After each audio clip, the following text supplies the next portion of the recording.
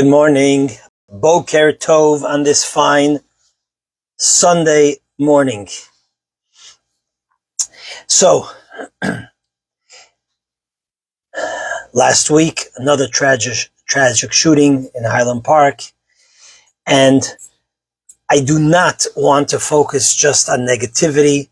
I want to use it as an entrance into today's discussion, where we try to take usually the parsha, but not always, usually the Torah reading of the week, and we try to learn something from the holy words of the Torah and see how it can apply and teach us a lesson in our day-to-day life.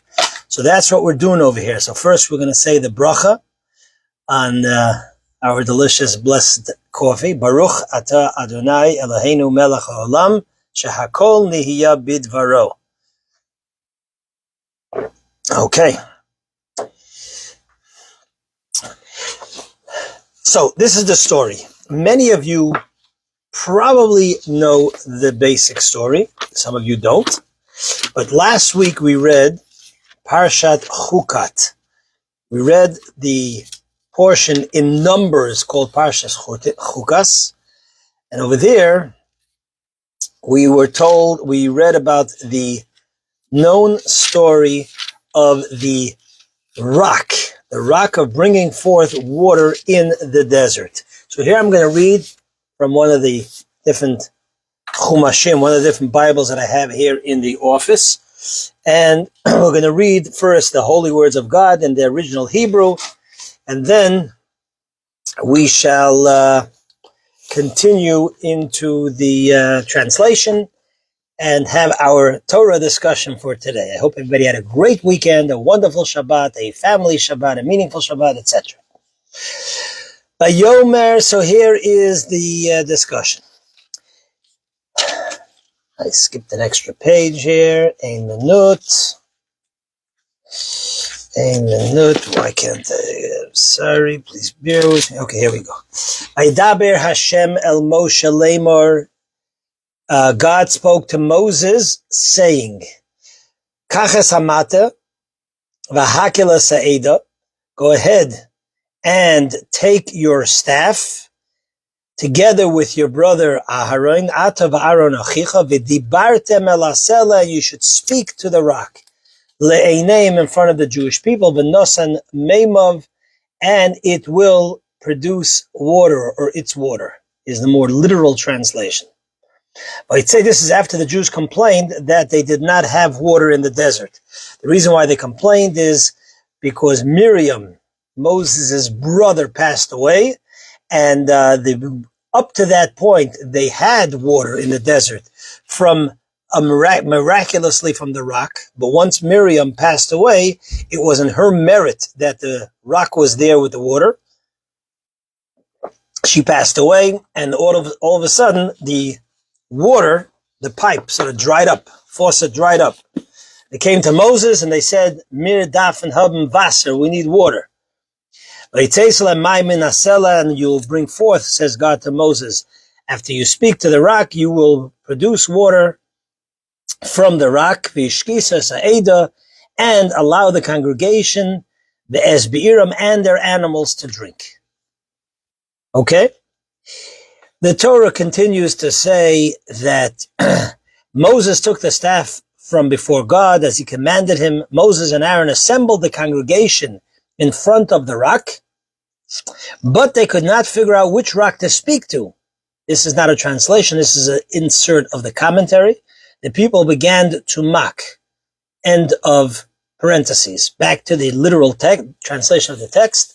So he said to them, listen, you rebels.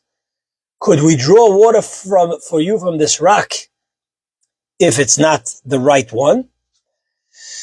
Okay. Moses raised his hand and hit the rock with his staff. This time he hit the correct rock, but only a small amount of, okay, this is already the parentheses. I want to read the actual text. The second time, a lot of water came out and the congregation drank. Then it says God was upset. So Moshe hits the rock. Water comes out, and then the Torah tells us God was upset. And says Moshe he says to Moses and Aaron, because you have not sanctified my name in front of the nation, you will not be able to enter into the Holy Land, seemingly a very harsh punishment. And Moses and Aaron remain buried in the desert. They do not enter the promised land.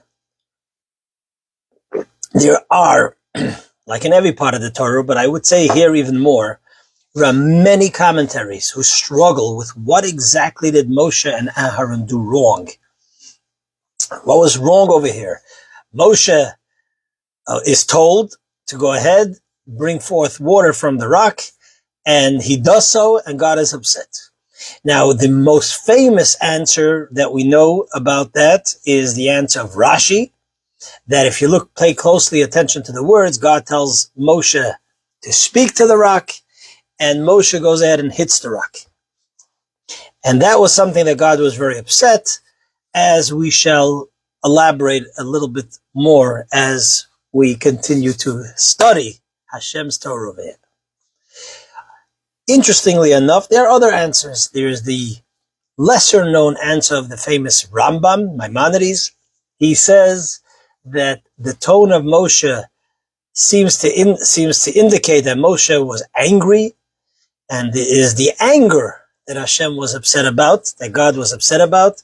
That was Moses' sin. That was Moshe Rabbeinu's sin, that he was angry.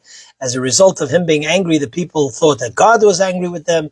And that was why God accuses Moses of not sanctifying God's name. And there are others. There's the Ramban, there's the Abarbanel. There are other commentaries as to what exactly was God so upset about with regards to Moshe and Aaron. Now, I don't want to focus on that issue as much as the question in itself. Why is it that God told Moshe to speak to the rock as opposed to hitting the rock? The Orach Chaim says that one of the reasons Moshe thought it was okay to hit the rock was because God told him take the staff. If it was only meant to speak to the rock, why does God tell him to speak to the rock? And also, as Rashi and commentaries point out, that Moshe spoke to the rock, it happened to be the wrong rock, and that's why he didn't respond, and therefore he said, okay, perhaps I have to hit the rock.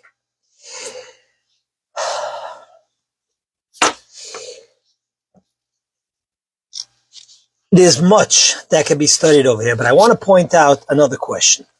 Okay?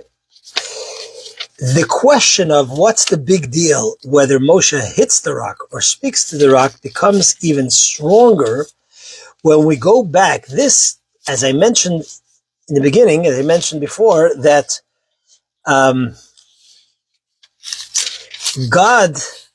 this story of the water happened towards the end of the journey of the Jewish people in the desert. Meaning the Jews, as you know, were in the desert for 40 years. Between Egypt and going into the Holy Land, the Promised Land, was 40 years. And they went ahead, and this story that we read in this week's portion is towards the end of the 40 years after Miriam, Moses' sister, dies. But the story of the Jews being thirsty and asking for water occurred 40 years earlier. In Parshat B'Shalach in Exodus, we have a similar story. Over there, the story is similar. Vayisu kol ha'eda, I'm just going to read again from the text. It's not complicated. It says over here that the whole community of the children of Israel journeyed from the desert of Sinai, of Sin, traveling according to God's instructions. They camped in Rephidim, and there was no water for the people to drink. The people quarreled with Moses, and they said, give us water so that we can drink. Moses said to them, why are you quarreling with me? Why are you trying to test God? The people thirsted there for water. The people complained to Moses, and Moses said, why have you brought us? No, sorry, people complained to Moses and said, why have you brought us up from Egypt to make me and my children and my livestock die of thirst? Yeah. Moses cried out to God, saying, what shall I do for these people? If I wait a bit longer, they will stone me. Pretty tense situation, standoff over here. God said to Moses, pass before the people, bring with you some of the elders of Israel, and take in your hand your staff with which you struck the Nile, and go. I will stand before you there on the rock at Horeb. You shall strike, listen to this, you shall strike into the rock, and water will come out of it, and the people will drink. So this makes our question, this underscores our question even so much more. God, 40 years earlier, similar story, identical story. And God says to the people, go ahead. He says to Moshe, take your rock, hit the rock, and water will come forth. 40 years later, Hashem says, speak to the rock. God, Moses, because of complications, hits the rock. God says, big mistake, huge mistake. You have led the Jewish people for 40 years in the desert and taken them out of Egypt and everything else. Huge mistake. You will not go into the Holy Land. So, Chaim, what do you think would be your explanation to this? You're welcome. You're welcome to share. You're welcome to talk to the phone or send me a comment by all means. You know, 2 Jews, 3 opinions, right? The old expression. I'm sure you have thoughts and opinions on this question. Commentaries do have many thoughts and opinions. Now, essentially, there are 2 questions we're asking here, we're putting here at the table. One question is, why, what was so terrible with what Moshe did? That's one question. And another question that still would remain on the table is why the difference that in the beginning, 40 years earlier, God says, strike the rock. 40 years later, God says, speak to the rock. With regards to the second question, there are various answers. Some you might be satisfied, some you might not be satisfied. It's a difficult question. You know, why would Moshe be treated so harshly? There is what the Talmud says, that with righteous people, and the greater a person is, the more exacting God is with that person. The standards are much higher. And even something that to the ordinary individual is not such a grave misconduct, error, and so on, for somebody of the highest stature of and connection to holiness and godliness, even a minor transgression is treated extremely harshly. I mean, that's one of the answers given. I'm going to suppose or surmise that maybe not all of you are satisfied with that explanation. There is an explanation that, especially when a leader does something publicly, the responsibility of a leader and how he acts in public, and how his act and how his behavior can both be interpreted and inspire or conversely turn the congregation, the masses off, is multiplied, because it's not only his individual wrongdoing, it's multiplied thousands or millions or whatever number of times. So that's also another reason why Moshe was held to a much greater standard over here. The Medrash also tells us an interesting thing, that Moshe Rabbeinu, because he was so dedicated to his flock, he was so dedicated, such a dedicated leader, it would not have made sense that his entire generation that he led for 40 years remains in the desert and he enters into the Holy Land. A true, genuine, caring leader, shepherd, remains with his flock. So these are some of the various answers that are given to why Moshe was treated so harshly. But that's not the main discussion that I want to have over here. I want to focus more on why the difference between in the beginning, question number 1 or 2, in the beginning, God says, strike the rock, and 40 years later, God says, speak to the rock. And this has an amazing lesson in education, as I sent out in the meme before Shabbat, and I want to elaborate and maybe a story or 2 connecting and highlighting and bringing out that point. When the Jews left Egypt, they were considered like infants in terms of their, you could be an adult in years, but you're still a child in education, in development, moral development, etc. When the Jews left Egypt from a very, very corrupt society at the time, a very unholy society, so they were compared to children.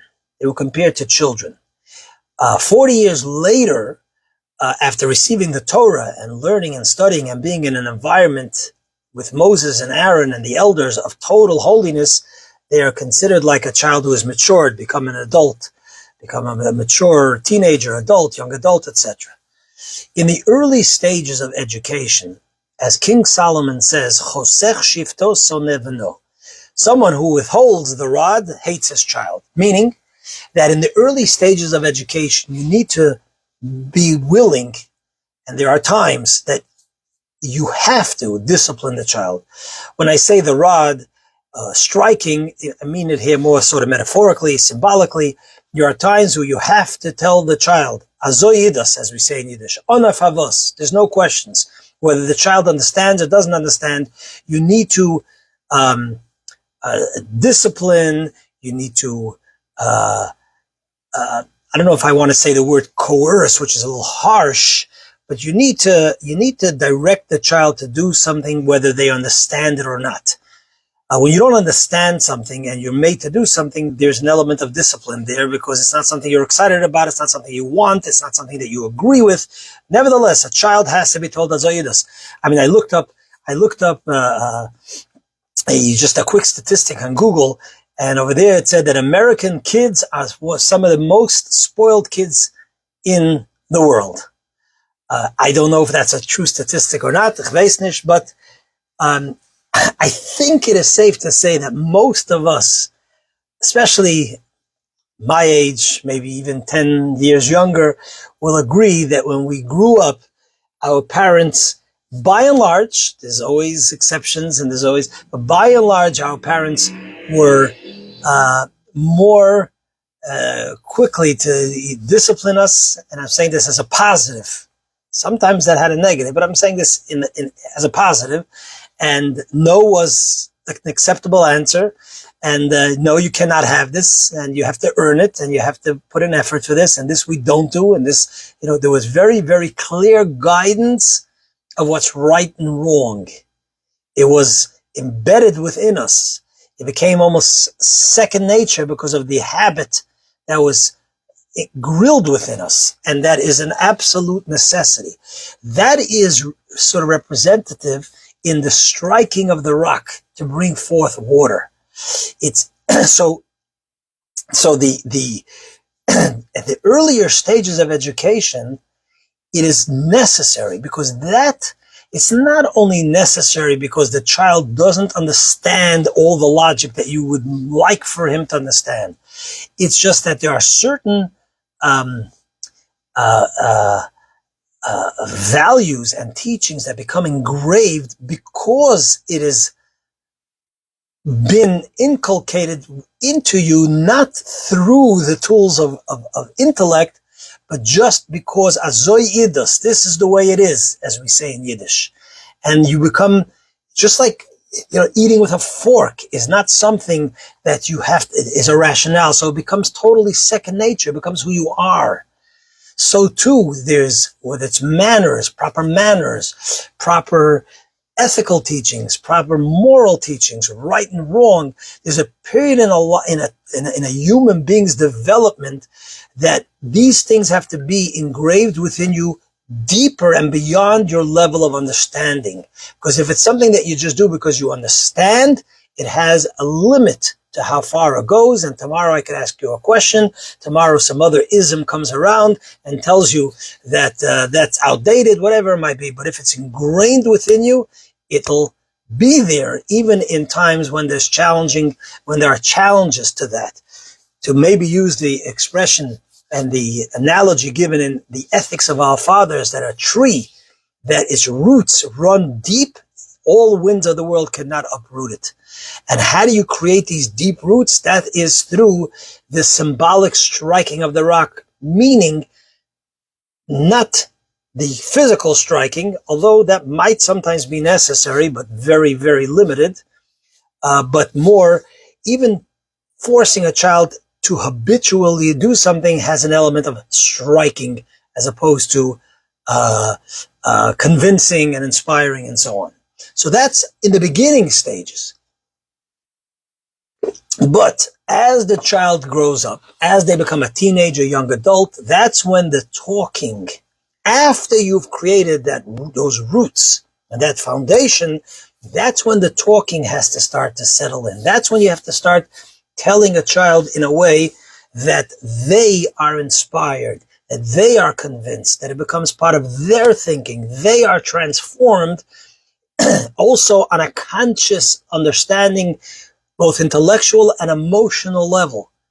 That's very critical. So 40 years later, God says to Moshe Rabbeinu, now is a time to talk to the rock, and may it give forth its waters. Interestingly enough, if you notice, the first time when God says to Moshe 40 years earlier to strike the rock, the term the Torah uses, v'natan mayim, it will give forth waters. Whereas later it says, when he says you should speak to the rock, the term that is used in the Torah is v'natan et meimav. It'll give forth its waters. Because now when you're talking to the child, you're talking to the student, when they become inspired, when they become changed because you have gotten into their heart and soul and brain and so on, it'll give forth its waters. Because now that which you're teaching them becomes internalized. They think about it. It becomes personalized. Every person thinks differently. Now what's going to come forth, what you're going to see, the beautiful nachas, the beautiful result is you're going to see a human being that's giving forth its own waters. So this is, a beautiful lesson of how we go ahead and affect and transform the child. And of course, it has to come with a beautiful sense of love. I want to share a story, a beautiful story that, last week I mentioned that we were commemorating the 28th yahrzeit of the Rebbe, who has so transformed world Jewry in terms of bringing the beauty of Torah and Judaism to the world in such a positive way. So I read a story. There's a Yid, a Jew, his name is Beryl Baumgarten. Some of you might know the Baumgartens. He is, Beryl Baumgarten was a very dedicated, warm Hasidic Jew. And in the 1950s, is when I'm guessing the story took place. 1950s, maybe early 60s, but probably in the 50s. And at the time, he was a teacher in one of the yeshivas of older yeshiva students. And one Shabbat, he sat down next to one of the students, and he felt, or it smelled like he was, that this student, he smelled of cigarette smoke, of tobacco smoke. Now, Shabbat, smoking in yeshiva is an offense that is a zero tolerance. It was highly uncommon for a yeshiva boy to be smoking on Shabbat. Shabbat, it says in the Torah, lo tava'aru eish, you should not ignite a fire. And Reb Beryl wasn't sure. He didn't want to confront the yeshiva boy right there. So he called over maybe one or two of his friends in confidence, and he asked, is it possible that this boy would be smoking on Shabbat? And they said to Reb Beryl, sadly, yes, it is possible. Unfortunately, it's possible. So Reb Beryl was very, very torn. He was very torn. What should he do? On the one hand, there's a zero tolerance for that. There's a policy of zero tolerance because of the influence and impact it could have on other yeshiva boys. And on the other hand, he knew that once he kicks this kid out of yeshiva, finished. He's gone to his heritage, him, his children, his grandchildren. You never know, the harm that you're doing for generations to come. He was very tormented. He didn't know what to do. So he sat down and wrote a long letter to the Rebbe. He wrote a long letter to the Rebbe, and he asked the Rebbe what he should do. The Rebbe, Rabbi Menachem Schneerson, and he explained the details, who the boy is, the background. He gets a very short answer. It's like a couple of words. The answer is Re'eh. Go ahead and look up the following source. Always Reb Nosson, which is one of the Talmudic rabbis. Perek, I think it was Perek Yud Beis Mishnah Gimel, I believe. That's all. Look in this. He just sent him to a reference. That was the Rebbe's answer. So, of course, he looks up the reference, and over there it says the following. It says that one day, Aaron, the high priest, the brother of Moses, came across a Rasha, came across a wicked individual. And he said to him, Shalom Aleichem, he welcomed him. And he treated him with love. The next day, when this individual was about to do one of his sinful acts, whatever sins he was involved with, the Brisa refers to him as a wicked person. He said, how can I do this sin and then look Aaron in the eye, face Aharon? That is the Medrash. And this is an amazing answer that the Rebbe gave to the Rebbe. The Rebbe was telling Rebbe that this is my answer to your predicament. So he understood from the Rebbe's answer. This is in the 50s, where yeshivas in general were very non-tolerant of students that didn't fit. Today, it has changed. But then there was really a zero tolerance. And instead, he sort of ignored the fact that this boy was caught smoking on Shabbat, and he only showered him with more love, and more care, and more interest. And the boy stayed in yeshiva, and years later, Reb Beryl writes, I was traveling, I believe he said, maybe in Israel, and a young man comes over to him. He says, Reb Beryl, do you recognize me? He says, no, I don't. And he started to remind him that he is this yeshiva boy. He said, oh yes, sure, of course I remember you now. He says, I want you to know that I was smoking on Shabbat because I wanted to get kicked out of yeshiva so that my parents don't bother me, and I wanted to just go ahead and lead a life of just, no limits. Whatever I want to do and finish, leave me alone. But you gave me this love and this care that brought me back to my senses, to my roots, and so on. And today, I'm a father of a Hasidic, beautiful Jewish home with 5 beautiful Jewish, wonderful kids. And thank you very, very much. So this was the V'dibartem el Asela. There comes a point in a person's life that you have to speak. You have to inspire. You have to care. You have to connect. You have to communicate. And then it will give forth its waters.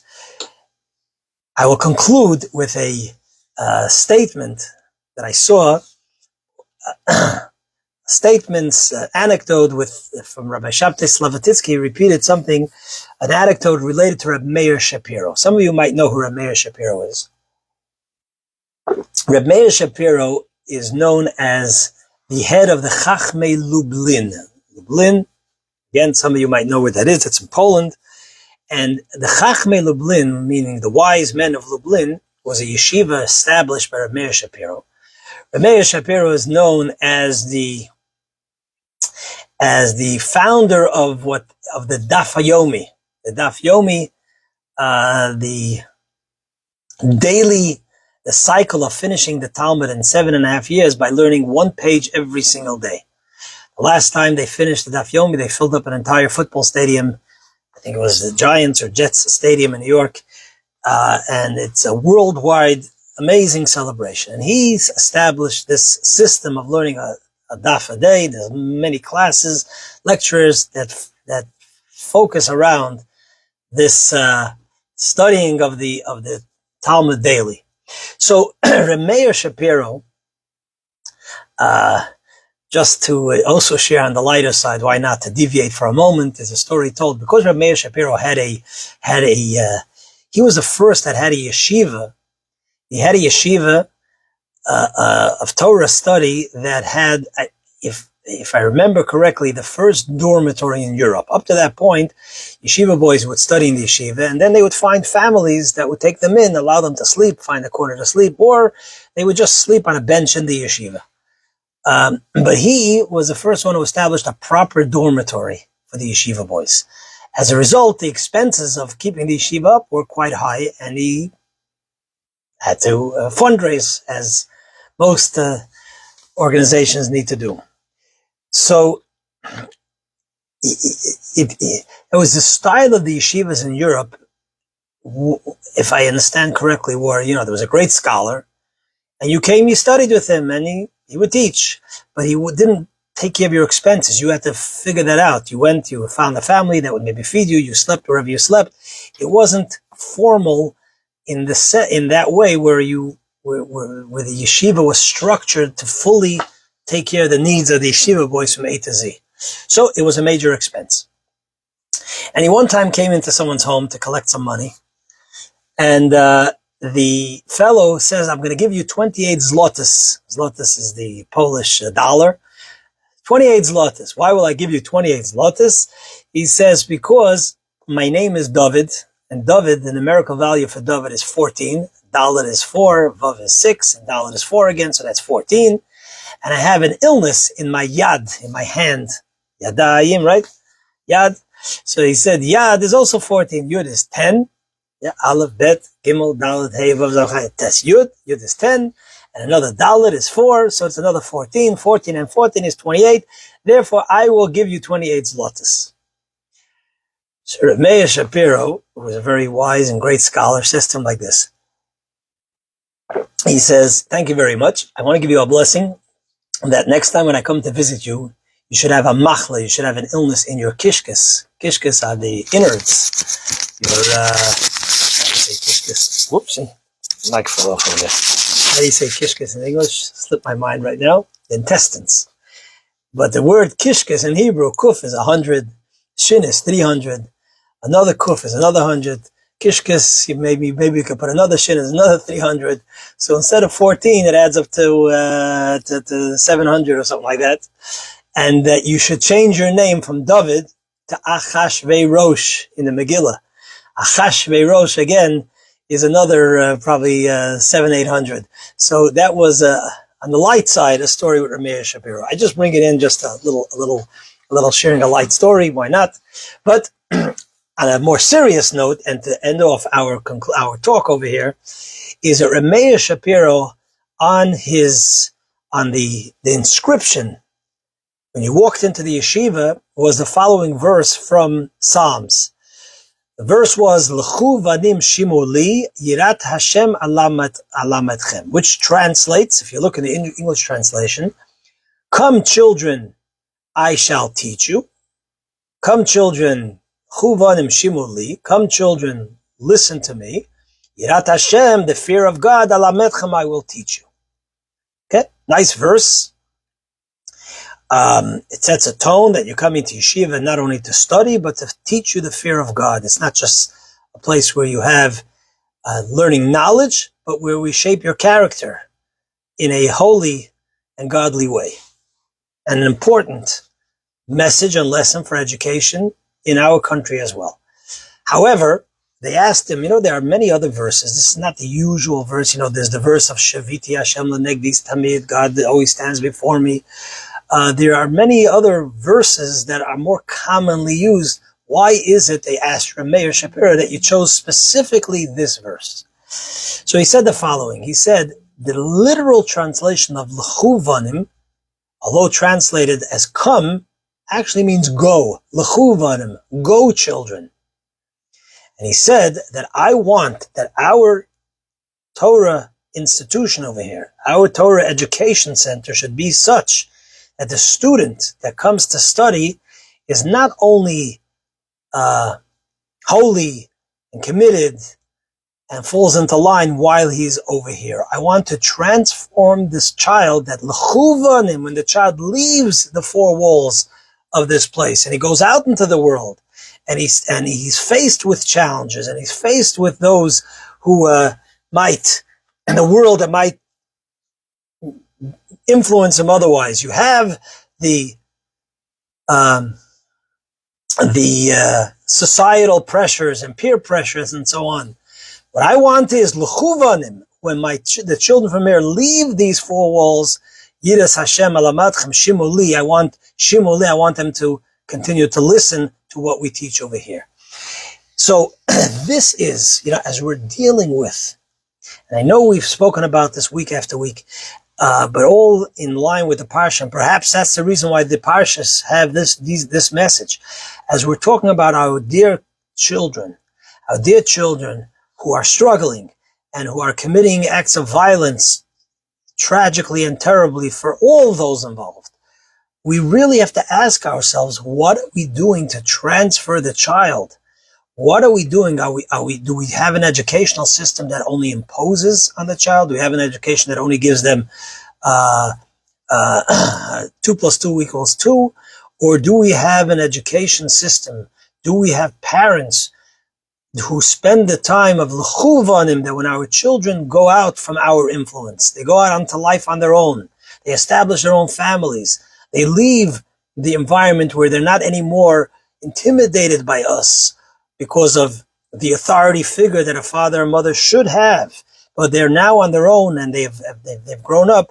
Do we have a situation where they are transformed and they are embedded with the beautiful values of our tradition, both as Jews and our tradition as Americans, lahavdil?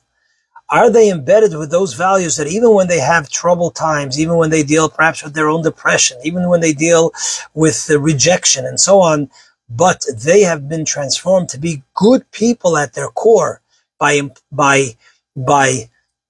having the two stages over here of that's the hekisa basela, you strike the rock, and v'dibartem elasela. Both these are so important in going ahead and both educating ourselves, spending the time of whatever it takes to go ahead and talk and inspire and transform and elevate our kindalach, our children, our students. By doing so, that is really the core of how we can transform one child at a time to make our homes, our children, our communities a much better, safer, kinder, godlier place. Everybody have a wonderful week. Thank you for listening. Please share these words of Torah. I would love to get your feedback. Thank you very, very much.